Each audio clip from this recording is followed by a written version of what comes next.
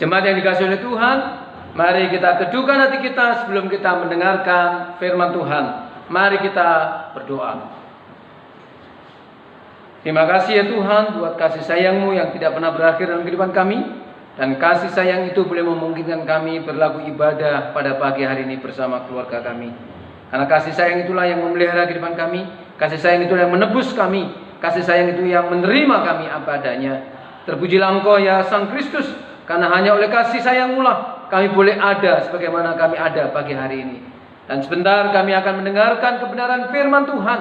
Kiranya Tuhan menolong kami yang lemah ini, supaya kami boleh memahami kebenaran firman Tuhan yang kudus itu. Kami rindu perkenan-Mu untuk mengurapi setiap kami dengan roh hikmat-Mu dan roh pengertian-Mu, sehingga setiap kami boleh memahami dengan benar kebenaran isi hati Allah yang akan kami dengarkan bersama-sama melalui kebenaran firman Tuhan.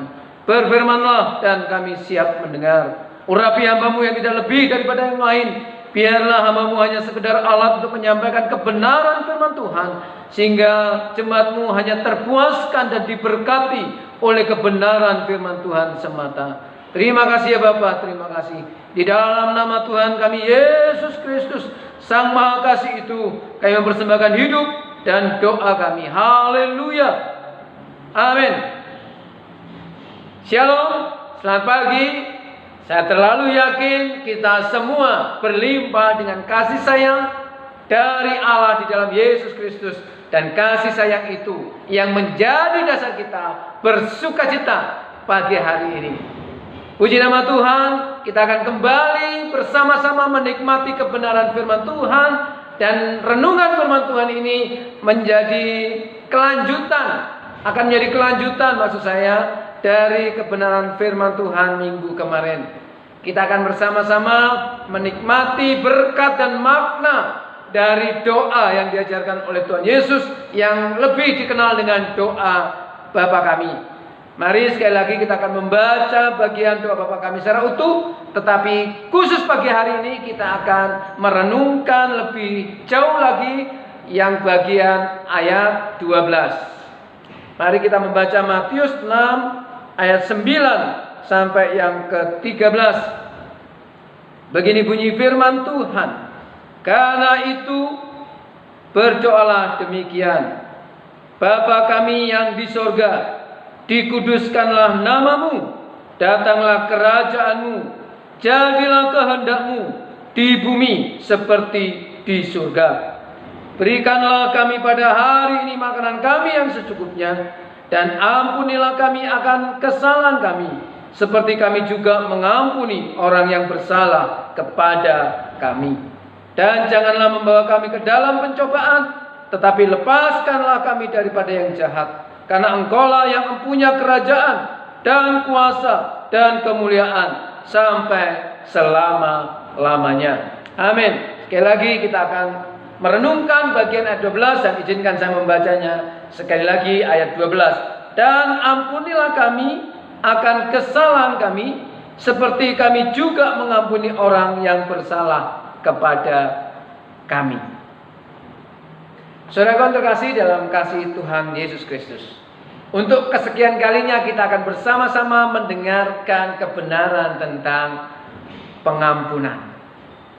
Pengampunan ini merupakan hal yang mudah diucapkan, tapi seringkali banyak sekali kendala dan banyak alasan untuk kita tidak mau atau tidak beranjak untuk memberikan pengampunan. Saudara terkasih dalam kasih Tuhan Yesus Kristus, di doa Bapa kami ini dalam formulanya Yesus mengajarkan di bagian ayat 9 dikatakan, Bapa kami yang di sorga, dikuduskanlah nama-Mu, datanglah kerajaan-Mu, jadilah kehendak-Mu di bumi seperti di surga. Dikuduskanlah nama-Mu, jadilah kehendak-Mu. Ini akan bisa terwujud, kita baru bisa dimungkinkan untuk memuliakan Allah, memberikan pengagungan Allah, dan itu disebut dengan kalimat dikuduskanlah nama-Mu. Kita baru bisa memuliakan Tuhan kalau kita hidup di dalam pengampunan. Kita baru bisa disebut melakukan kehendak Allah ketika kita hidup di dalam pengampunan. Dan hanya oleh pengampunanlah maka di bumi serasa di surga. Apakah nggak terlalu berlebihan Pak Sabto? Tidak. Nanti kita akan lihat bahwa pengampunanlah yang bisa mempersekutukan kita dengan Allah dan mempersekutukan kita dengan sesama. Saudara yang terkasih dalam kasih Tuhan Yesus Kristus, melalui pengampunan kita boleh mempersekutukan hidup kita dengan Allah. Dan hanya oleh pengampunanlah kita boleh dipersekutukan kembali, diperdamaikan kembali, dipersatukan kembali dengan keluarga kita dan juga dengan jemaat-jemaat yang lain.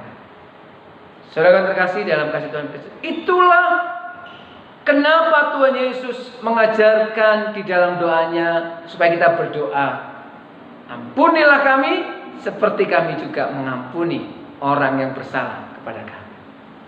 Saudara, tadi saya katakan bahwa kita ini baru bisa memuliakan Tuhan, baru kehendak Allah itu bisa kita lakukan, baru bumi ini akan terasa di surga kalau kita hidup dalam pengampunan. Karena sejatinya kehidupan kekristenan, iman kekristenan dibangun atas dasar kasih yang mewujud nyata di dalam pengampunan. Kembali saya mengulang bahwa hidup kita yang berdosa dan karena dosa ini hidup kita terpisah dari Allah, tidak bisa lagi bersekutu dengan Allah karena dosa-dosa ini, dan kita terkoyak relasi ilahi kita dengan Allah karena dosa-dosa kita. Tetapi Allah yang Maha Kasih itu, Allah yang berlimpah dengan rahmat itu, dengan inisiatif ilahinya mempunyai ide ilahi untuk memberikan pengampunan. Dan cara pengampunan Allah adalah cara yang ajaib. Bagaimana Allah yang ada di surga turun ke dalam dunia, dan Allah menjelma menjadi manusia, dan manusia itu kita kenal di dalam pribadi Yesus Kristus. Dan di dalam manusia Yesus Kristus itulah yang merupakan perwujudan manifestasi dari Allah sesungguhnya. Yesus menawarkan pengampunan. Dan cara Allah memberikan pengampunan adalah dengan mengorbankan Yesus Kristus menjadi korban penebus dosa kita. Dan ketika Yesus mengedangkan tangannya di atas kayu salib, ketika darahnya tertumpah dan dia mengatakan sudah selesai, disitulah pengampunan yang final dan maha ajaib dari Allah berlaku bagi siapa? Bagi siapa saja yang mau percaya kepada Yesus Kristus sebagai satu-satunya Tuhan dan Juru Selamat. Ketika Yesus mengatakan di atas kayu salib sudah selesai, maka pengampunan yang paripurna itu menjadi bagian setiap insan yang mau percaya sungguh dan mau dilahirbarukan oleh karya pengampunan itu. Dan pengampunan Allah dari Yesus Kristus akan berlaku bagi kehidupan setiap orang yang mau percaya. Dan pengampunan itu terus dikaryakan Allah lewat karya Roh Kudus yang disebut dengan pengudusan yang setiap hari dilakukan oleh Allah untuk menjaga hidup kita supaya relasi kita dengan Allah tetap terjalin. Dan pengampunan dari Allah ini harus kita demonstrasikan, harus mengubah hidup kita, pola pikir kita dan pola batin kita, dan memulihkan hati kita dari segala sakit hati dan kecewa. Artinya apa? Pengampunan dari Allah dalam Yesus Kristus itu harusnya mengejawantah, mewujud nyata dalam hidup kita, sehingga oleh pengampunan dan kuasa pengampunan itu mendrive kita, mendorong kita, mengajari kita, memberi kuasa kepada kita untuk memberikan pengampunan kepada orang lain. Jadi sebenarnya kita tidak bisa memuliakan Allah, kita tidak bisa mengampuni sebelum kita menerima pengampunan yang maha dahsyat dan maha ajaib. Kasih karunia yang dilimpahkan Allah itu kita terima dan kita alami secara penuh dan secara nyata dalam kehidupan kita pribadi lepas pribadi. Dan oleh kasih karunia itulah hidup kita akan digerakkan untuk memberikan pengampunan demi pengampunan. Dan ini tidak bisa direkayasa. Karena kuasa pengampunan itu kalau benar-benar kita alami dan kita hayati dan kita resapi dalam kehidupan ini, maka kuasa pengampunan itu nggak bisa kita tahan. Dan entah kenapa hati yang sudah dipulihkan dan ditebus oleh Kristus itu adalah hati yang terus rela dan mau mengampuni. Saudara yang terkasih dalam kasih Tuhan Yesus Kristus, inilah kenapa Yesus mengajarkan supaya kita mengampuni sesama kita. Supaya kita benar-benar melepaskan pengampunan kepada orang yang bersalah kepada kita. Dan ampunilah kami akan kesalahan kami, seperti kami juga mengampuni orang yang bersalah kepada kami. Ampunilah kami dari segala kesalahan kami, seperti kami juga. Artinya orang yang berani berdoa gini adalah orang yang beres hidupnya. Ketika dia minta permohonan pengampunan dari dosa-dosa kesehariannya, sebenarnya dia mengatakan, aku sudah terus-menerus belajar hidup dalam pengampunan. Tuhan, ampunilah aku. Untuk menjelaskan ini sebenarnya Tuhan Yesus pernah memberikan perumpamaan ya, tentang utang piutang. Kalau saudara pernah membaca kitab Injil, diceritakan oleh Yesus perumpamaan ini, ada seorang yang punya hutang ya katakanlah 150.000. Dia punya 150 juta. Dia punya hutang kepada seorang raja 150 juta. Dan dia mempiutangi temannya itu 15.000, katakanlah begitu ya.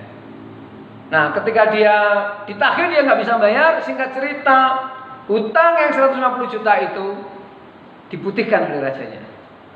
Diputihkan dan dia senang sekali dan dia terbebas dari hutang. Dan ketika dia keluar dari istana raja, baru saja keluar dia melihat temannya yang punya hutang berapa tadi? 15.000. Dia tagih begitu rupa dan dia bahkan sampai mau mencederai, mencelakakan temannya yang punya hutang 15.000. Padahal dia baru aja dibebaskan dari hutangnya berapa? 150 juta. Dan akhirnya orang melihat itu dan orang lain melaporkan kembali ke raja. Dan apa yang terjadi? Orang yang mau mencederai kawannya tadi karena kawannya punya hutang 15.000 dan tidak bisa membayar, sedangkan dia baru saja dibebaskan dari hutang 150 juta. Akhirnya orang ditangkap oleh raja dan dia dimasukkan ke dalam penghukuman. Singkat cerita, Tuhan Yesus ingin mengatakan bahwa pengampunan ini menjadi dasar pulihnya sebuah relasi yang telah rusak. Jadi hanya dengan pengampunanlah relasi itu dipulihkan. Dan melalui cerita perumpamaan yang diajarkan Tuhan Yesus ini mengingatkan kita bahwa kita yang sudah berdosa besar, yang sudah berlaku memberontak kepada Allah, sudah direngkuh oleh karya pengampunan Allah, dan harusnya kita bersyukur oleh pengampunan itu, dan rasa syukur itu harusnya kita biarkan untuk mengarahkan hidup kita untuk melepaskan pengampunan demi pengampunan. Jadi hiduplah dalam pengampunan, karena dengan pengampunan hidup kita dipulihkan, relasi kita dengan Allah dipulihkan, dan relasi dengan sesama juga akan dipulihkan. Saudaraku, memang pengampunan ini sekali lagi mudah untuk diperkatakan, tapi sulit untuk dilakukan. Tetapi hari ini, pagi ini, saya mengajak supaya kita berani mendemonstrasikan pengampunan itu. Kenapa? Karena ada dampak yang sangat negatif dan sangat tidak kita inginkan kalau kita hidup dalam hidup yang tidak mau mengampuni, maksud saya. Ada beberapa dampak, sebenarnya banyak sekali di Alkitab berkaitan dengan orang-orang yang tidak mau mengampuni. Yang pertama, mari kita melihat di dalam Matius 6 ayat 14 sampai 15. Kalau kita tidak mau mengampuni, maka Bapa juga tidak mau mengampuni kita. Matius 6 ayat 14.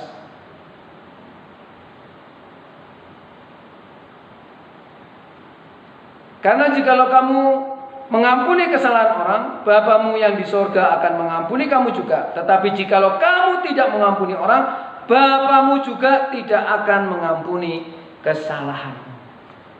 Hati-hati, ini Tuhan Yesus yang ngomong, bukan saya. Kalau Tuhan Yesus yang ngomong dan Dia adalah Allah, maka perkataannya itu benar. Jadi kalau kita mengampuni sesuai dengan ayat 12 tadi, berarti kalau kita mengampuni, maka Allah juga akan mengampuni. Ingat ya, dosa kita memang sudah diampuni oleh Allah. Tetapi dalam keseharian kita bisa jatuh dalam dosa. Ya. Dan kita bertobat, kita juga akan diampuni. Ada karya pengampunan yang dilakukan Allah sekali untuk selama-lamanya, yaitu ketika Tuhan Yesus mati disalibkan. Tetapi juga ada karya, proses pengudusan oleh Roh Kudus, termasuk salah satunya pengampunan, itu bisa kita terima dari Allah hari lepas hari. Tetapi catatannya kalau menurut Matius 6 ayat 14-15 ini adalah kita harus mengampuni, baru Bapak kita juga akan mengampuni.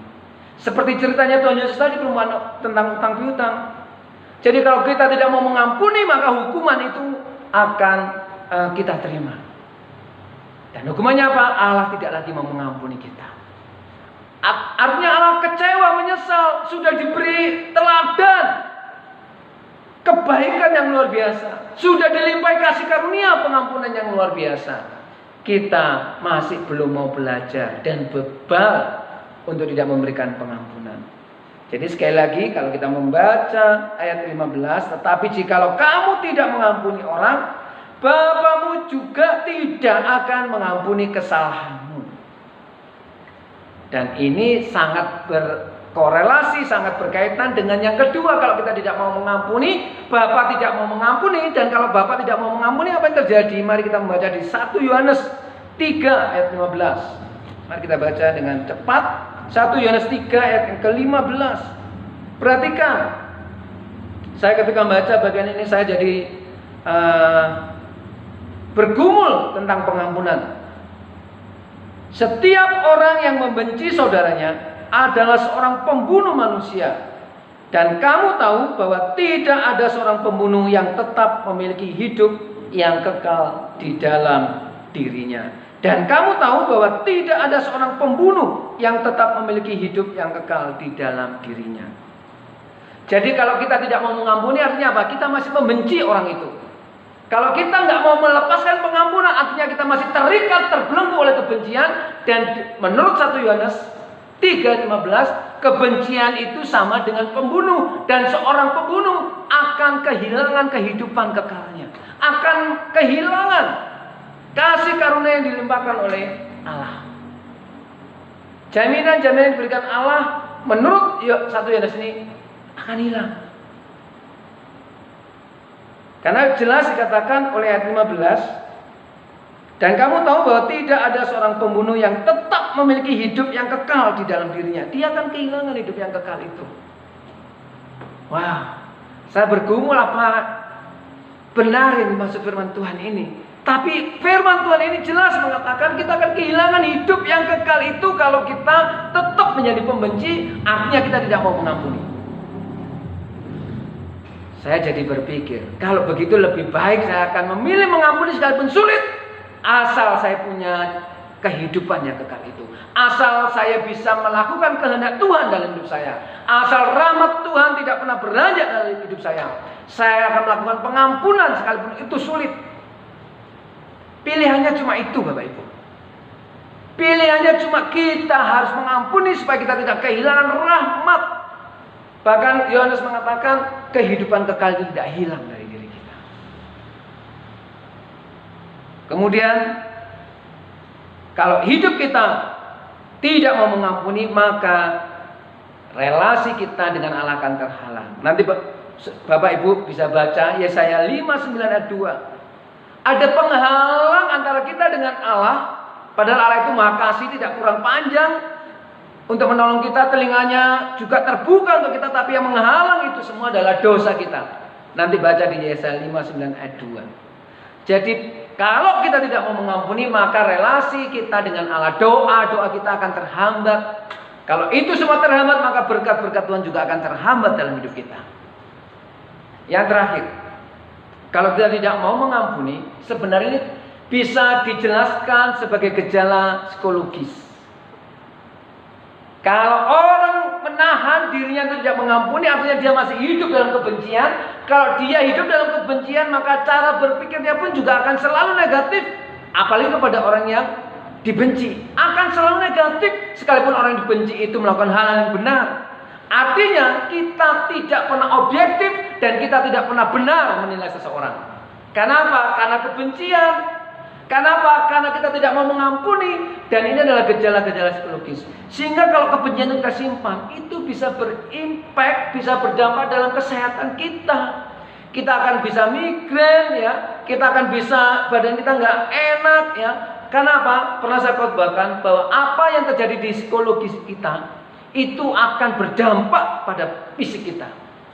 Ada gejala-gejala psikosomatis, ya, yang terjadi di fisik kita itu akan mempengaruhi soma kita, tubuh kita. Jadi kalau kita menyimpan kebencian, bisa dipastikan kemungkinan besar kita akan tergejala oleh beberapa penyakit dan hidup kita tidak sehat. Saudara, mari kita melihat di dalam 1 Samuel 18. Ini sebenarnya kisah tentang Raja Saul. Saya ingin membuktikan bahwa kalau kita tidak mau mengampuni, maka kita sebenarnya akan terganggu kesehatan kita.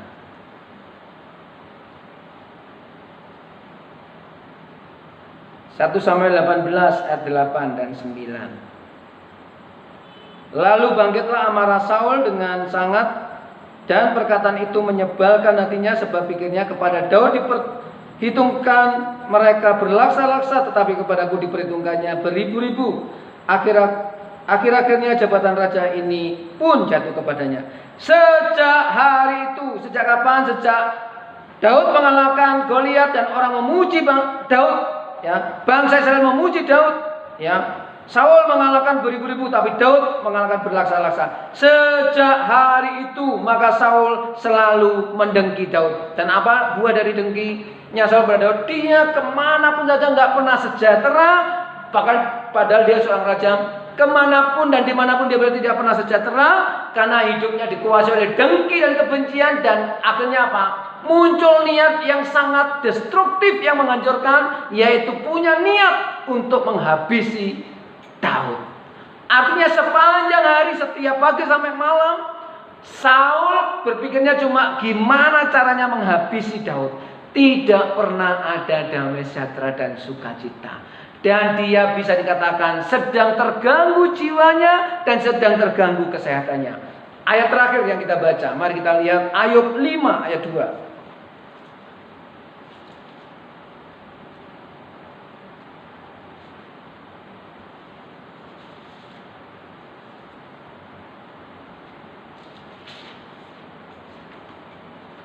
Ayub pasal 5 ayat yang kedua. Begini bunyi firman Tuhan.